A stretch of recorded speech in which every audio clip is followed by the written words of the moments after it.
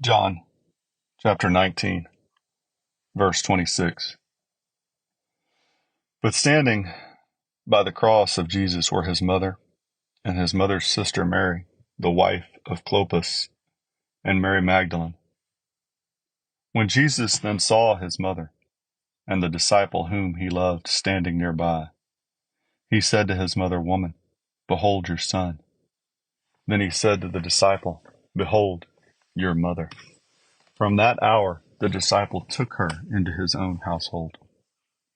After this, Jesus, knowing that all things had already been accomplished to fulfill the scripture, said, "I am thirsty."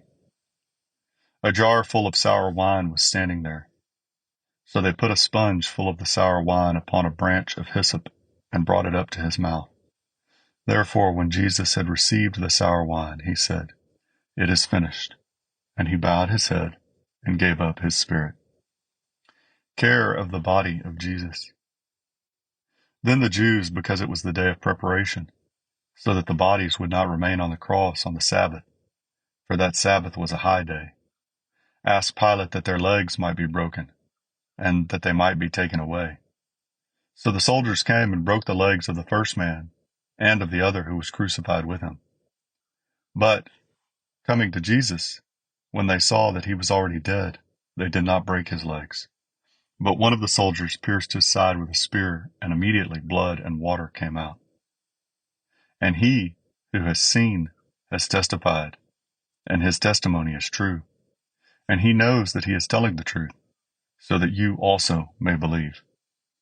For these things came to pass to fulfill the scripture, not a bone of him shall be broken.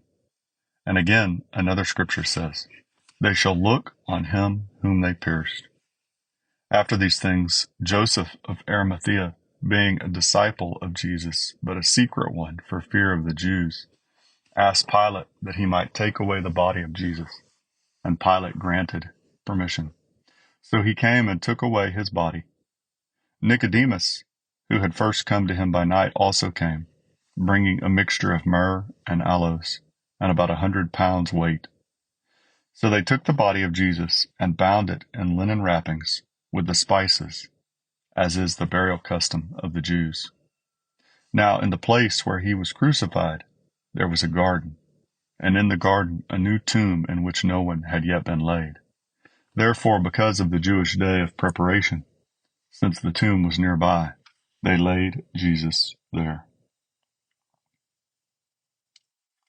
John chapter 20, verse 1. The empty tomb. Now on the first day of the week, Mary Magdalene came early to the tomb, while it was still dark, and saw the stone already taken away from the tomb. So she ran and came to Simon Peter, and to the other disciple whom Jesus loved, and said to them, "They have taken away the Lord out of the tomb, and we do not know where they have laid him." So Peter and the other disciple went forth, and they were going to the tomb. The two were running together, and the other disciple ran ahead faster than Peter, and came to the tomb first. And stooping and looking in, he saw the linen wrappings lying there, but he did not go in.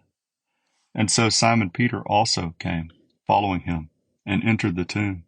And he saw the linen wrappings lying there, and the face cloth which had been on his head, not lying with the linen wrappings, but rolled up in a place by itself.